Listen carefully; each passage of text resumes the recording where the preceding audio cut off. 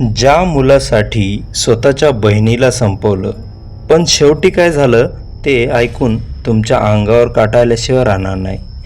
एका मुलीसाठी तिच्या बहिणीचा जीव घेणं सोपं वाटलं, पण त्याचा काहीच फायदा झाला नाही. कारण ज्या बहिणीला तिने मारलं तिचंच भूत आता तिला लागलं.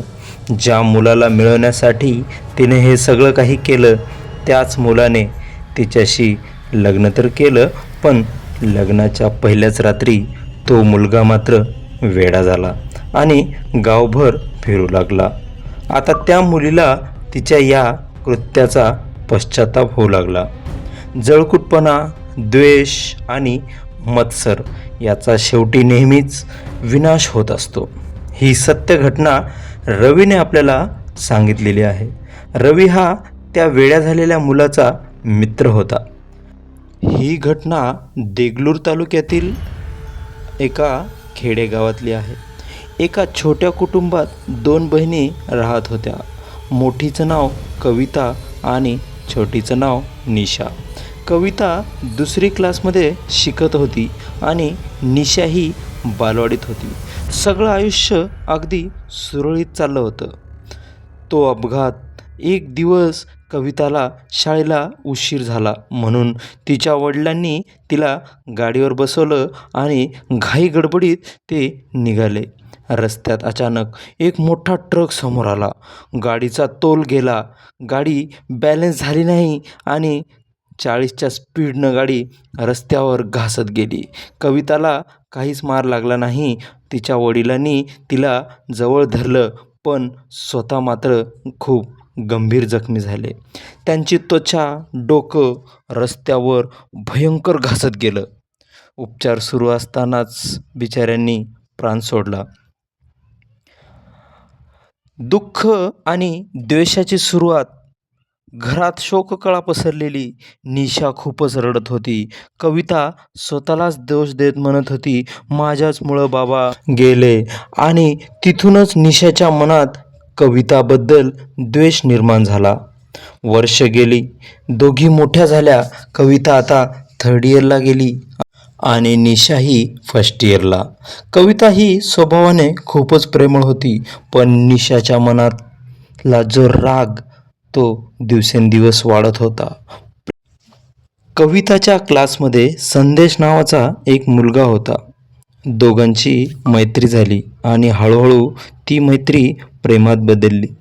संदेश घरातही येऊ लागला. निशासोबत पण त्याची ओळख झाली. पण इथे सगळं बदललं. निशाला संदेशबद्दल आकर्षण वाटायला लागलं आणि ती जेलस फील करू लागली. मत्सराने भरली होती. एक दिवस संदेश कविताला घ्यायला आला. कविता वॉशरूममध्ये होती. निशाला हे सगळं माहीत होतं. निशाने खोटं सांगितलं की ती कॉलेजला गेली आणि स्वतः संदेशसोबत ती गाडीवर बसून गेली. त्या दिवशी ती खूप खुश होती, कारण तिला वाटलं संदेशमध्ये आणि कवितामध्ये मी फूट पाडली म्हणून. पण कॉलेजमध्ये कविता आणि संदेश एकत्र दिसले. निशाचा राग अनावर झाला. तिने कविताला खोटं सांगून तिथून नेलं, पण त्यांचं प्रेम काय कमी झालं नाही. कविता आणि संदेशचं प्रेम अजून वाढलं. एक दिवस कविताची आई गावाबाहेर गेली होती. कविता आणि संदेश घरी आता एकटेच होते. दोघे प्रेमात हरवले होते. एकत्र आयुष्य जगण्याची ते दोघं स्वप्न बघत होते. निशा त्यांना कॉलेजमध्ये शोधत होती, पण कुठेच ते दिसत नव्हते. निशा घरी आली. दरवाजाबाहेर तिला संदेशचे बूट दिसले. तिचा राग अजून वाढला. ती भडकली. ती दरवाजातून आत डोकावून तिने पाहिलं. तिनं जे पाहिलं तिच्या पायाखालची जमीनच सरकली. तिच्या डोळ्यासमोर तिचं जग कोसळलं. आधी माझे बाबा हिसकावले आणि आता माझा BF. ती मनातच शिव्या देऊ लागली आणि रागाने पेटून उठली. आत तिच्या वादळ घुसलं होतं. तिने दरवाजा रागात ठोठावला. आत गेली आणि दोघांकडे बघून हसली. पण त्या हसण्यातच तिचा भयंकर निर्णय लपलेला होता. शांत हसू, पण आत मात्र सूड भरलेला होता. निशा आत आली. कविता आणि संदेश थोडेसे गोंधळले. "अगं, तू कधी आलीस?" कविताने विचारलं. निशा शांत आवाजात म्हणाली, "हे काय आत्ताच आले." "चालू द्या, तुम्ही दोघं कंटिन्यू करा, एन्जॉय करा, मी जाते." पण तिच्या डोळ्यात काहीतरी वेगळंच होतं. ती रागाच्या भरात होती, पण तिनं स्वतःला असं दाखवलं की मी नॉर्मल आहे. त्या रात्री निशा झोपलीच नाही, कारण तिला सतत एकच विचार येऊ लागला होता, कविताला कसं संपवायचं. दुसऱ्या दिवशी निशाने कविताला सांगितलं, "चल, आपण दोघी फिरायला जाऊ. खूप दिवस झाले आपण कुठं बाहेर गेलो नाही." कविता खूप खुश झाली, कारण तिला वाटलं माझी बहीण पुन्हा माझ्यावर प्रेम करायला लागली. दोघी गावाबाहेर एका सुनसान टेकडीवर गेल्या. संध्याकाळ होऊ लागली होती. आजूबाजूला कोणीच नव्हतं. कविता निसर्गाचा आनंद घेत इकडे तिकडे बघून हसत होती. निशाने मागून एक मोठा दगड उचलला. क्षणभर थांबली, पण तिच्या डोळ्यासमोर तिच्या बाबाचं चित्र आलं. एका वेळेला तिला वाटलं पण की नको, हे नाही करायला पाहिजे, पण तिच्या बाबाला हिसकावून घेणारी कविता, तिचा द्वेष, आणि तिच्या समोर तिच्या बाबाचा तो चेहरा आला आणि तिने धाडकन कविताच्या डोक्यावर त्या दगडाने वार केला. कविता खाली कोसळली. डोळ्यात अश्रू, ओठांवर एकच शब्द, "निशा." आणि तिने तिथेच प्राण सोडले. निशाने घाबरून आजूबाजूला पाहिलं, कोणीच नव्हतं.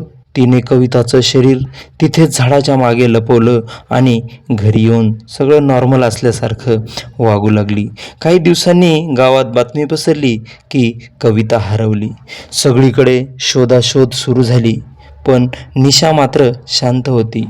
ॲक्टिंग करत होती की तिला काहीच माहिती नाही. पहिली खून. त्या रात्री निशा झोपलेली होती. अचानक कोणीतरी कुजबुजल्यासारखं वाटलं. निशा दचकून उठली. तेव्हा बघितलं तर कोणीच नव्हतं. आता भीतीची सुरुवात तयार झाली होती. दुसऱ्या दिवशी आरशात पाहताना तिला तिच्या मागे कविताचा चेहरा दिसला, रक्ताने माखलेला. पण मागे वळून पाहिलं तर कोणीच नव्हतं. वाढलेली भीती. घरात पावलांचे आवाज येऊ लागले. दरवाजे आपोआप उघडणे आणि रोज तोच आवाज येऊ लागला, "तू मला का मारलं?" ते आवाज ऐकून निशाही पार वेडी होऊ लागली. लग्न पण शापित. तरीही निशाने संदेशला मिळवलं. दोघांचं लग्न झालं. सगळं ठीक चाललं होतं. पहिली रात्र होती ती, आणि धक्का बसलेला. लग्नाच्या पहिल्या रात्री संदेश खोलीत आला. निशाही बसली होती. अचानक संदेशचा चेहरा बदलायला लागला.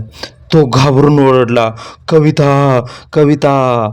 त्याला निशा नाही, आता कविता दिसत होती. रक्ताने माखलेली, डोळे लाल. संदेश पार वेडा झाला. संदेश जोरजोरात ओरडू लागला, भिंतीवर डोकं आपटू लागला आणि घराबाहेर पळाला. त्या दिवसापासून तो गावभर वेड्यासारखा फिरू लागला. "कविता आली, आता मला सोडणार नाही, मी तिला धोका दिला," असं ओरडत होता. निशा एकटी पडली. हातात निराशा आली. तिला तिची चूक आता कळाली, पण खूप उशीर झाला होता. जळफळाट, द्वेष, मत्सर यांनी तसं सगळं आयुष्य संपवलं. स्टोरीच्या मागचं मोरल, ज्याच्या मनात द्वेष असतो त्याचा शेवट नेहमी विनाशातच होतो.